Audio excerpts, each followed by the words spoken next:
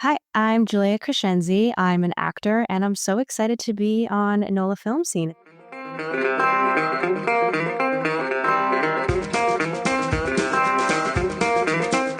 We're really happy to have you on, Julia. Yay, I'm excited, y'all. I feel like it's been about a year that I've been waiting.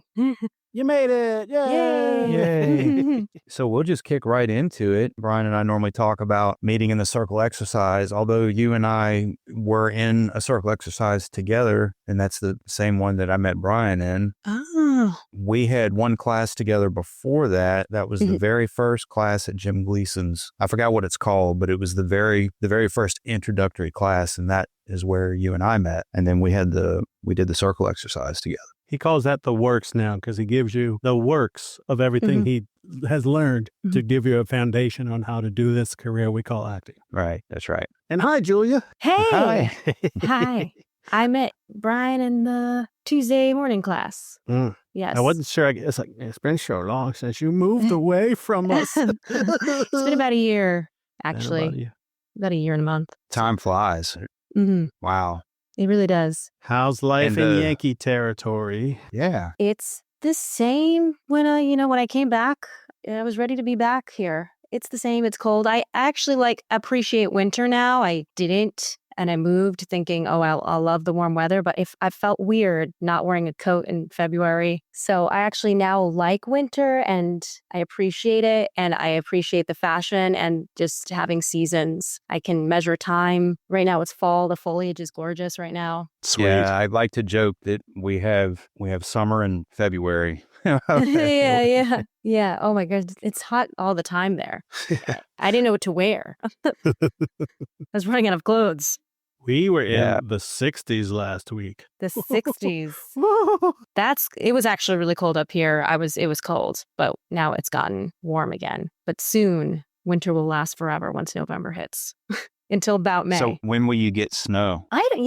We haven't had those winters that we used to have. It used to snow a lot and we used to have snow days when we used to not go to school, but I don't know how that is now because people, I guess, can do school online, but that wasn't a thing. But I remember snow days were awesome, especially in college. Cozy days, you just stay inside and play in the snow. Yeah. I think maybe around January we'll get snow.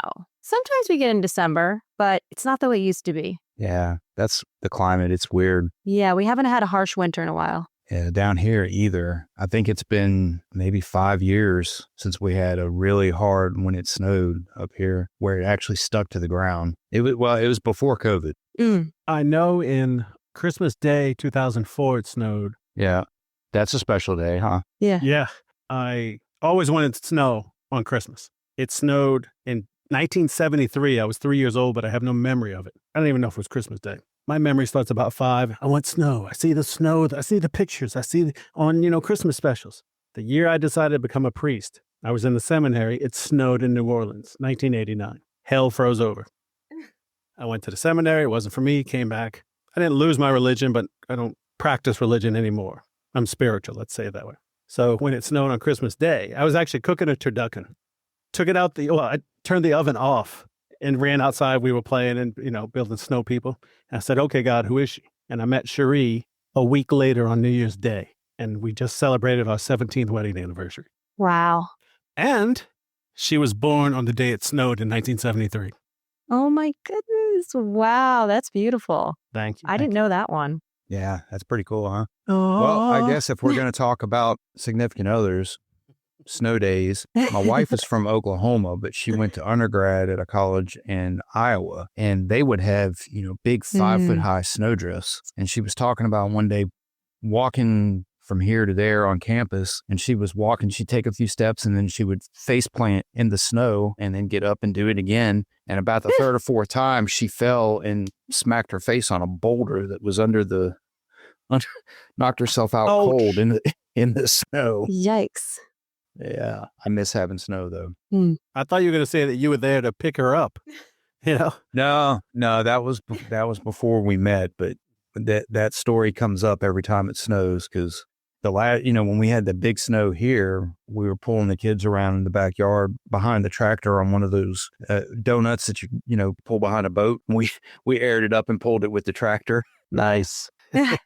Not all the time. You went land tubing. We, yeah, I can hear the country song already. Yeah.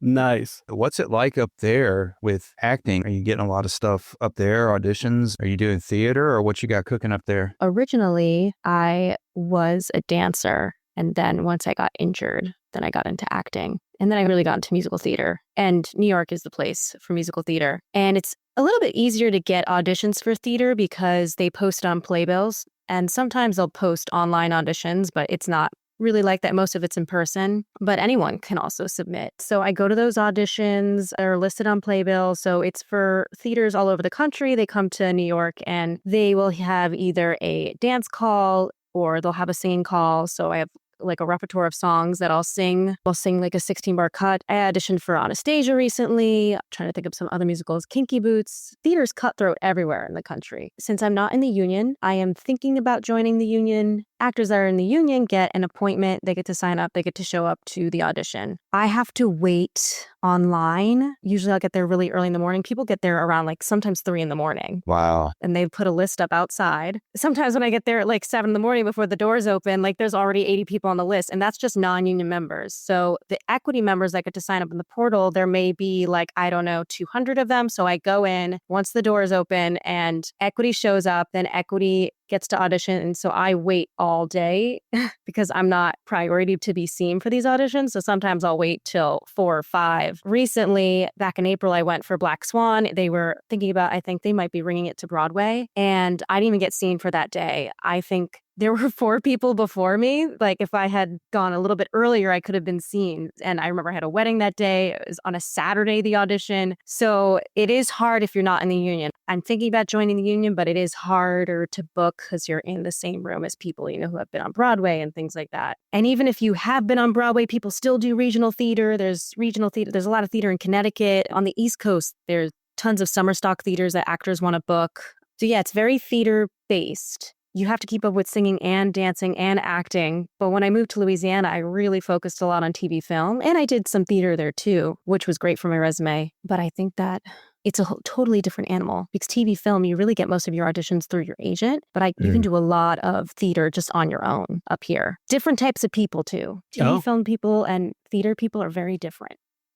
I could see that. Tell us more. Can I ask a quick question about the one you just talked about for Black Swan? You said you were almost there and didn't get seen. Did you get to come back another day and audition, or that's it, that one day?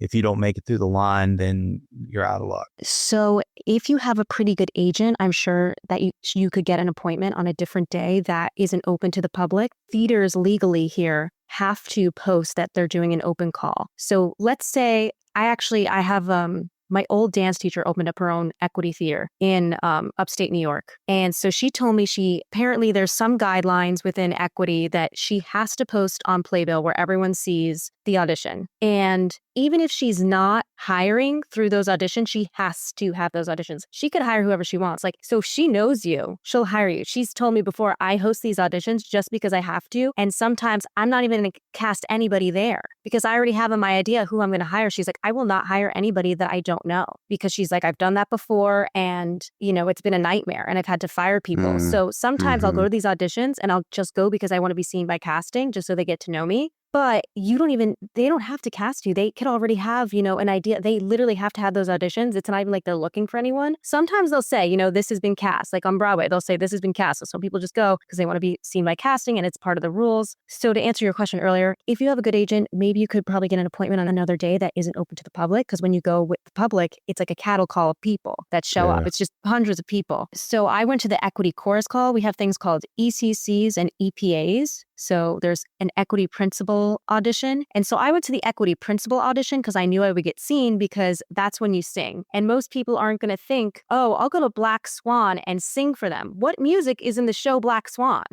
They don't sing in that movie. Right. So I just went there to be seen by casting. No one showed up because no one thinks, and I thought maybe I won't get seen at the equity chorus call where everyone's going to show to dance. So I went to go sing. I did get seen by casting and they said I sounded good. They probably already have their leads because when you're singing, you're usually auditioning for a lead. And I think they'll probably hire some principal prima ballerinas from like New York City Ballet. That's what I think. I'm not sure what they're doing with that. That's just my idea. Usually the principals, they have an idea. And the chorus, I hope I didn't lose anyone. No. It is so different from TV film, and it's so hard for me to keep up with everything at once. I feel like if I'm focusing a lot on acting, I'm like, oh, I haven't gone to dance class in a while. Dancing, it's kind of like working out. You got to go. And your voice is also a muscle as well. I sometimes go to a voice teacher, but everything costs a lot of money here. Yeah. The acting classes here are expensive. I loved going to gym in the South. I was like, oh my God, this is so affordable. And I don't have to pay for the train. Wow. Is it the same rules with that union as it is with SAG? Once you're in, you can't do non-union or non-equity productions? I believe so. I think so. I don't know everything about that rule, but some people, if they do a non-union production, they'll like change their name, I think. So they can do like a community theater play and not get caught. But I do know if you go equity, that's it. You have to be your equity for life, I believe. I don't know all the rules. I am eligible to join. I might join, but a lot of theaters have non-union contracts. And since I am a dancer first in the musical theater world, a lot of the non-union contracts, they get paid less, and that's usually the ensemble. So it's tricky, but it is quite challenging to book. But I've also seen people land Broadway, and I've seen miracles happen, is what I'm saying. I don't want to say anything else. Seen some crazy things happen. And unlike Louisiana, New York is not a right-to-work state. It is not. So you could be in a union and work in a non-union thing here, because that's what right-to-work does. I still don't know if that would get a union actor in trouble with the union. You have the right to do it, but wouldn't the union get mad? I don't understand that, and I'm okay with that because I'm not eligible yet. Ah, I see. Okay. Yet. Yet. I think here, if I join the Actors Union, I think after a year, I'm eligible to join SAG if I'm in the Actors Union, Actors Equity, because I did a role in a show where I spoke. And I guess that's proof. I had a speaking role in one of these musicals. So that's what I heard. Yeah. Speaking part in SAG or in I don't want to say a joining union, but like you're talking about, a stunt person would be eligible for SAG, but they might even have merged. You can work SAG background on 3 different projects. You get 3 vouchers. It might have to be 9 hours each. But I also found out, I believe, if you work a SAG low budget and get a line, you're in. Really? But if you work moderate low budget or ultra low budget, you're not. But what I did, I think, ultra low budget. But like background, those add up to eligibility, I think. Oh, okay. I just did a SAG, I think it was ultra low budget, and I had lines. Yeah, I've only done ultra low budget productions. I've never done one where I'm eligible. You were saying how New York and New Orleans, North and South, how the people are different. Ooh. And I have no experience with the acting in New York. And you were saying it's more cutthroat, maybe a lot more people for a lot less roles. Could you expand upon that a bit without getting yourself in trouble with your peers? I think that actors, from my experience in New Orleans, were very humble, I thought. New York is flashy. Not that people aren't, just, calling out some of the differences that I noticed in my experience. Right. Theater people in general are very extroverted, very, very different. Also, because they sing, so they talk a lot. They're a different breed of human. And I think the training you get in theater and just your personality and the way you present yourself sometimes doesn't really work for TV film. So actually, a lot of, I think, theater actors struggle to start TV film work because theater is just such a different scale. Right. And I know that sometimes I slip into some of those bad habits where I'm just showing and not really feeling and thinking. So we don't audition in person for TV film anymore. So I don't really have the experience in person the way I used to. I would hear, but I started at 14 in New York. So when I started, I did go in person for auditions, but not the way I do now. I used to just do commercials and very few TV film auditions.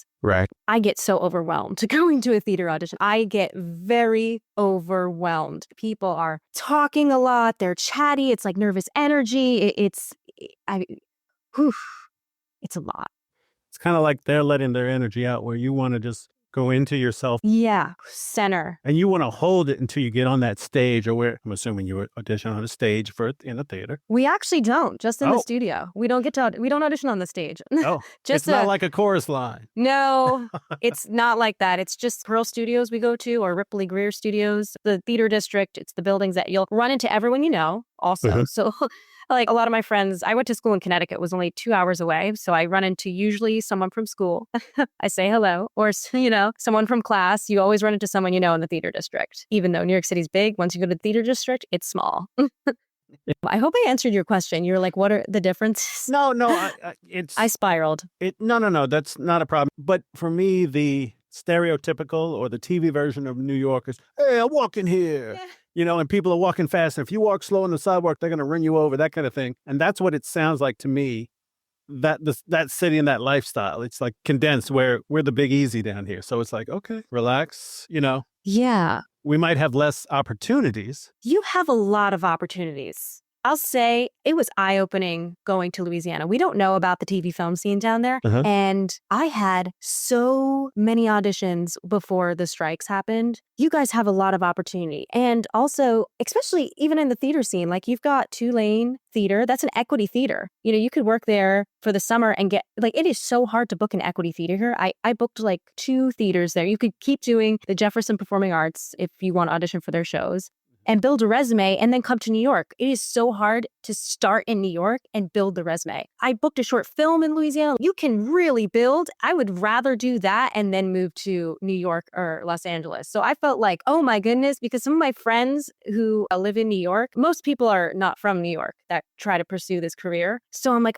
you guys have this resume that you got to do in like Georgia or Chicago. I didn't get to start there. I started at this really high place and I just want to build my resume so badly, but it's just so hard to book here. Well, it depends on your narrative. I find it quite challenging. I told Brian earlier, my very first audition in New York City with my manager, I went in for my first commercial and booked it at 14. And I thought, okay, this is so easy. I had never been to an acting class. I had just done a middle school play. And then from there, I was like, oh no, this is not like going to my first audition. I guess I was just fearless. Yeah. Had no fears then. And you were right for the role. I was. I had beginner's luck. But you guys have a lot of opportunity in Louisiana. I think you can make opportunity anywhere. Yes. You really can. I didn't want to downplay. I am appreciative, and I do see opportunity, and it's starting to increase since we're post-strike, and hopefully by next year things will really be flowing. Mhm. But I had pictured LA and New York as the centers of acting, so I thought you'd have more opportunities there, but more people trying for it too. So that it kind of generates the cutthroat attitude of, I can't be friends with this other actor because I need that job. Oh, that depends. I've had a couple, like some of my best friends book roles over me. And that'll happen, I guess, if you're in the industry long enough, any of these things will happen. It's happened to me a couple times. One of my best friends, she was very gracious about it. Other times it has ended the friendship, Oh, wow. which is kind of sad. I guess the friendship wasn't very strong enough to begin with. But one of my friends that I've had for a very long time, when she booked it, she was so kind about it. And I was like, I'm so excited to see it. Because, you have to just realize that we want our friends to succeed, but we also want to succeed as well. So just being mindful of being nice about it and just approaching it in a nice way. Yeah. And there's a nice way to go about that. It is a funny thing because sometimes, you'll just run into a friend and you're like, oh, hey. No, but my close friends here, we're all different types and we all have something to offer. Like one of my best friends, she's a redhead. She's an insane actress, So when it comes to theater roles, I'm really a dancer first. So, I live in the ensemble world and some kind of speaking featured because I do sing too, but we're 2 totally different people. So we go after different roles and we can support each other. She'll book something and it's great. It's a fit for her. Like she booked in The Sound of Music, The Mistress. If you remember in the Sound, so she booked that and that's like a role for her. That's great. But I don't know if I would audition for that role. Everyone's so different. Everyone has so much to offer. And you kind of learn that you're not really in competition with your friends. Every now and then you cross that path where it's like, oh, but not as much as you would think. Because I also went to a performing arts college. And yes, at the end of the semester, we all audition for the school musicals and that's a huge deal. But you realize that everyone's special and everyone has something to offer. And there's really work for everyone out there. There is a job for everyone if you look at it that way. Job for everyone, but we might not all book regularly. Yes. Like I was auditioning for, I've got an agent since last December. I've booked my second commercial recently. By the time this comes out, it might even be out. Mhm. And I won't say anything about the role, but the guy was a schlub. You know what I mean? He didn't have to be a pretty boy. Matter of fact, that was a benefit. Mhm. So when that role hit and, I happened to get the audition, boom, I was the guy. And it was comedic, so that lends it into my wheelhouse anyway, Yeah. But there are other times that's not going to benefit me. Right. You Yeah. know, we need a serious action star.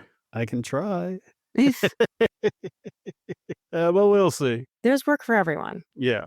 Yeah, that's a fact. We just need more of it. Yes, we just need more of it because there's a lot of actors. I just did my first theater audition recently. I say first. I don't count stuff that I did in high school or church plays growing up because that's not really theater. Mhm. So what my daughter's doing right now, I consider that theater because that's a little different. But I auditioned for the Polar Express, Oh, yeah. the live train ride one that they do in several locations in the country. Mhm. I know it's going to be a big surprise, but I auditioned for Santa Claus.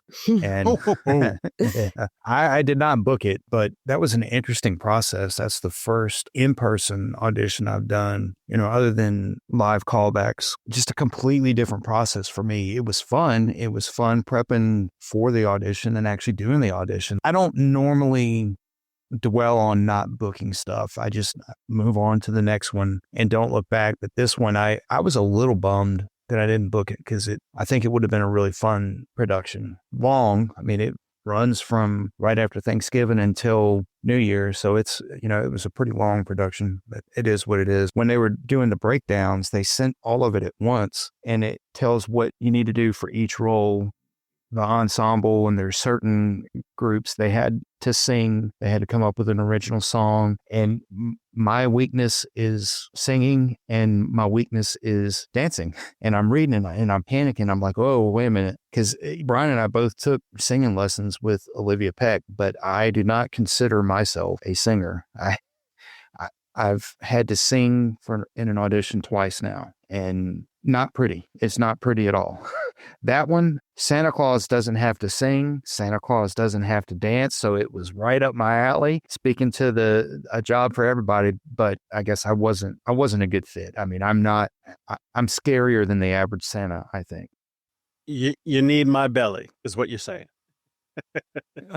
I mean, I wasn't going to say that because after the audition, they measure you for everything. Yeah. And it made me feel good. The lady put a tape around me and said, oh, we're going to have to get you some padding.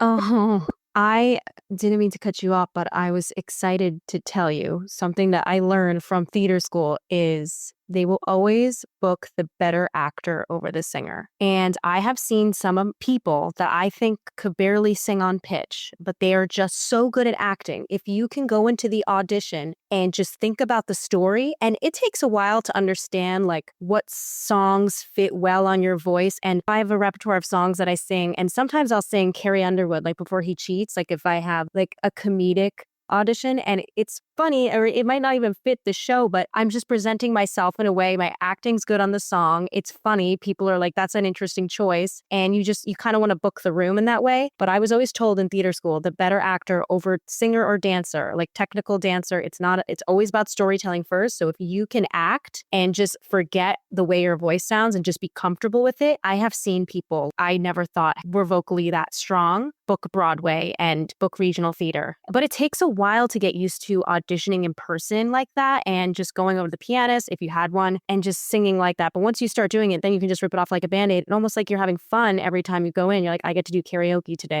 I'm excited to tell people that because for the longest time I thought, my voice isn't where I want it to be. I sing well, but I have friends, they just have crazy pipes. But if their pipes are great, but if they can't act and tell the story, then people aren't going to be interested. Yeah, that makes sense. It's always the better actor that books. At least that's what I was taught. Some people get hired because they do have great voices. Yeah. If the director is smart, if the casting team is smart, they know the story comes first. And that's why I go to acting class first before everything, because that's the most important. And I was going to say, it's also sometimes the look, more from the TV movie side. Mm-hmm. But, they might say, oh, I need a bearded guy. Here comes TJ. Here comes Brian. Then here comes, super studly guy with no beard. And hi there. And they're like, we don't need the beard. It's a crapshoot you never know why you don't get it. You just have to find your faith in your own abilities. Casting has no imagination, too. If I'm going for a role where the girl should be blonde, they can't imagine me blonde for some reason. They need to just see it right in front of them. Right. Right. unfortunately. Sometimes I do. I don't know. It's easier to just already look the part. Yes. They don't have to do all that Yeah. work in their imagination. Yeah, that makes sense. Are you doing any film and television auditions at all? Or are you focusing solely on theater? I am doing TV film auditions, not as much as before the strike. I do theater auditions because they're easy to go to. I don't need my agent to go. I usually do get seen. I might wait all day for hours, but I usually do get seen. Recently, I went to like final callbacks for something for 2 different productions. I didn't book them, I don't think. One was for White Christmas. So I had to tap dance too. That was humbling. And we had to do jazz dance and we sang. And we did a little bit of acting. So it was a whole day. But I do a class every week for TV film. Right now, I feel like I'm always looking for more new representation. I have one in LA right now, but I think I need one for New York for theater. I would like more assistance in theater. I'm constantly doing something. I think I've done 50 auditions this year. Wow. Nice. It's a mixture of theater, commercials, and TV film. I've only done maybe like 5 TV film co-star auditions. One was like for a Netflix Amy Schumer project, and I don't know the rest. But yeah, it's been dry for TV film. But a lot for theater. It's just, I don't know. It's a really hard process. I also have a lot of nerves because when I'm auditioning for dance, you really have to be spot on and focusing. They're teaching you a combination and you have to be so good at picking up the choreo and just doing it. And like, if the style doesn't fit me, then I might get a little nervous and shaked up. And then you'll have to go like one by one and you just learn this dance within 20 minutes. And like, people here are quick. They can pick it up quick. And I'm ballet trained. And that's another problem, is that my roots are in ballet. And then I got into theater kind of later in life. So I do jazz well, but you can tell that I have such classical training. So some people are they flow better with jazz. I'm fine at it, but you can see that I'm very classically trained and my technique is too clean. That makes sense. It's like an opera singer trying to do rap, I suppose. That might be drastic. But I really want to hear Pavarotti sing Ice-T now. My daughter is doing the Nutcracker right now. Oh, nice. I think this is her 3rd year doing it. And she just wrapped Harry Potter, and that was her first high school play. And she ended that and went right into the Nutcracker. But that one, it's such a different audition process between the two because there's no speaking lines for the Nutcracker one. It's just really cool to see her process. And at the same time, she also auditioned. They have talented theater, which is the regular high school plays. Any of the students can audition, but the talented theater students, much like equity, get the first crack at it. Oh. And then the other students can audition. So it's a little bit of a challenging and I guess they do that to make it kind of more like the real world because of what you explained at the beginning of having to wait in line. If you're not equity, it's kind of the same thing for them. If they're not in talented theater, then they have to wait to audition. Kind of cool. Wow, that's intense. Yeah. Yeah, and the ballet world is different from the theater world. You don't really the ballet world is very strict. That's what I grew up in. No one really is allowed to speak in class. You have to wear your hair a certain way. They stick to their roots on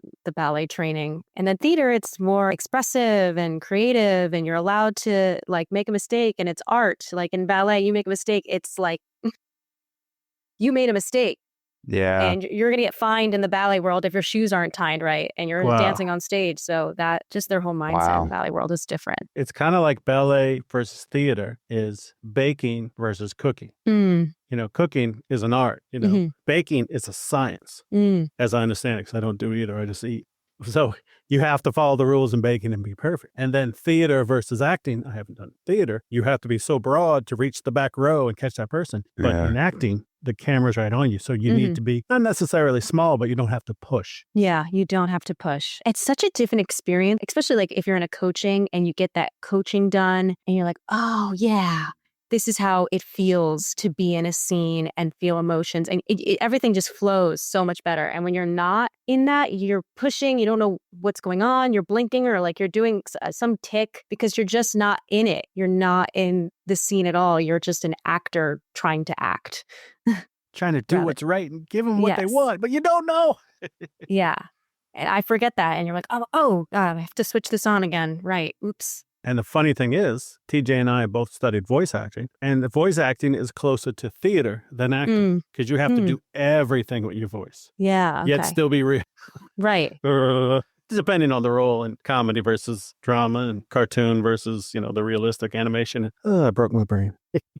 And you move. I mean, you're moving gestures and all that stuff helps with it. Yeah. And you have to be mindful of your distance to the mic and overpowering it. And it's more than what people realize to do voice stuff. I've done a lot of voiceover auditions, and I really like taking the voice classes. The voice coach that I'm using right now is really, really good. And in fact, he helped me record my voice demo recently, and he'll say, no, bigger, move your arms, get your arms into it, do the gesture just like you're doing it in the real world. And I'm like, because I thought I had to be completely still and not make any movements. And I'm nervous about bumping the mic or whatever. But once you get a feel for the space, that said, I haven't done a lot of voice work in one film, and that's it. I haven't done any work for it, but in a class, just like you said, my arms were really getting into it. And I was going, and it can go too expressive too. Yeah.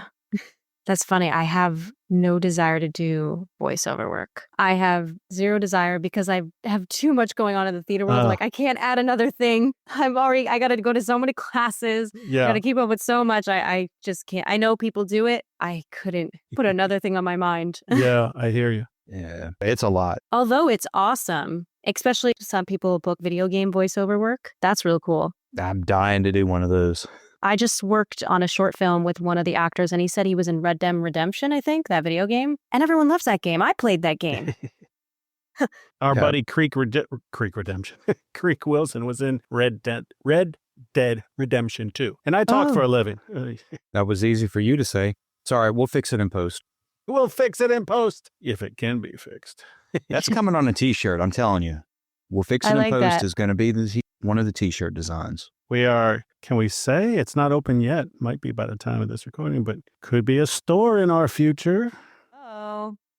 The store is set up. The website is live, and within a couple of days, it will be connected to the actual podcast website. Nice. Just take some steps to get things set up. But yeah, we're gonna have some T-shirt and some merch, and shameless plug. Maybe we should have a contest for someone to design it. That's a fantastic idea.